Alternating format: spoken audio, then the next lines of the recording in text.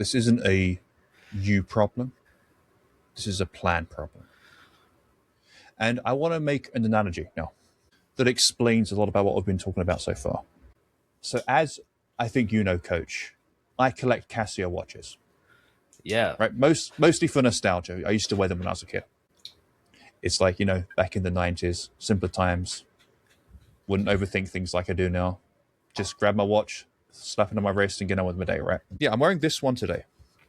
So this watch that I'm wearing now, this Casio, let me put it up to the camera. This cost me like 20 US dollars.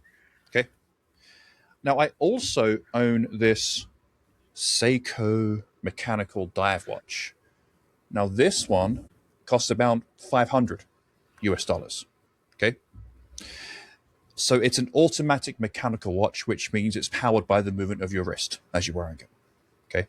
Now, just for some context, $500 for a watch might seem like a lot, but in the world of like mechanical watches, this is like considered very affordable, very entry level.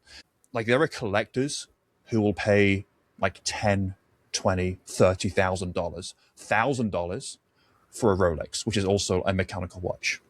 Here's why this matters though.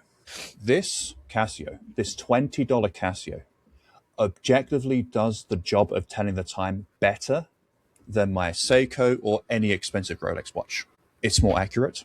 It doesn't stop if I don't wear it. It doesn't care how busy I've been. It doesn't care if I haven't paid attention to it in a week. It just works, right? Whereas the Seiko is different. So it's mechanical, first of all, which means it is just more delicate. If I drop it, the accuracy can change. It may even stop working if I drop it.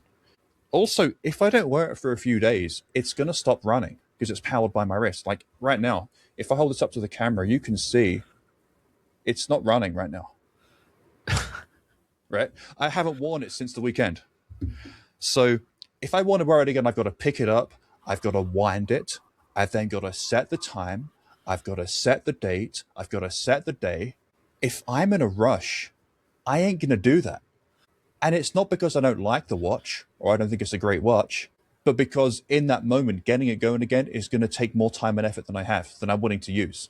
And so this is how a lot of people's plans turn out. Their plans work when everything is in motion. The plans work when nothing is missed. The plans work when life is simple. But life isn't simple. Work gets busy, kids get sick, energy drops, and then the plan stops running, like my Seiko. And it's not that you failed or that you don't care enough.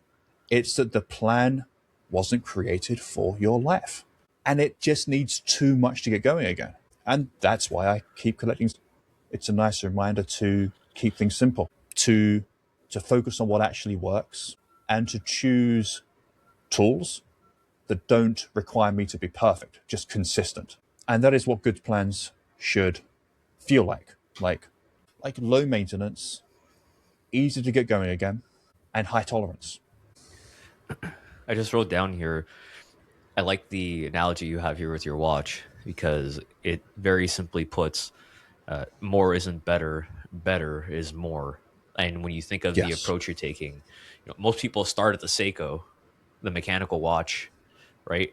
And there are more components to it. It's more delicate to not be accurate, to not work properly, requires more effort. Full of tiny springs and gears and cogs, and it's really complicated, really complex. Yeah, so say you're just getting into watches, okay? You're going to deal with one of those, for example. Okay, this is the equivalent of, you know what? I want to lose 50 pounds this year, and I'm going to do it in 4 months, which is not sustainable, by the way. So I'm going to, right now I'm currently going to bed at 11, sometimes maybe 1. I get up at 8, sometimes maybe 9, and don't drink any. I have more coffee than water. I don't know what I'm eating. I just kind of make decisions on the fly. I don't work out. I don't know how many steps I get. All these things that go with that. I don't work on any sort of mindfulness, but I'm going to flip the script and do it all at once. Yeah. Good luck. Yeah. Versus, okay, there's one button on your Casio that maybe just switches from army time to regular time. Exactly. And it just put it on and go. And that might be, for some people, that might be start with water. That's your first Yes. habit. Okay, so you're going to start with water. What happens when you start drinking more water? Well, you're going to be more hydrated, more mental clarity. You're going to get up to go to the washroom more. You're going to feel less hungry because it reduces your hunger symptoms. You're going to feel like you're making a positive decision for yourself simply by just having more water. You need a Casio approach to weight loss. That's what you need. So yeah, when someone knows what to do but isn't doing it, it's not like time or consistency. It's not desire. It's not lack of effort. It's, yeah, your plan is asking more of you than you have to give right now. If you're saying you know what to do, you just don't do it, that means that you don't know what to do. Yeah. It means you understand the fundamentals. You need a calorie deficit, strength training, steps, protein, vegetables, 80/20. You know the fundamentals. Absolutely. What you don't know how to do is the application. Yeah. Yeah.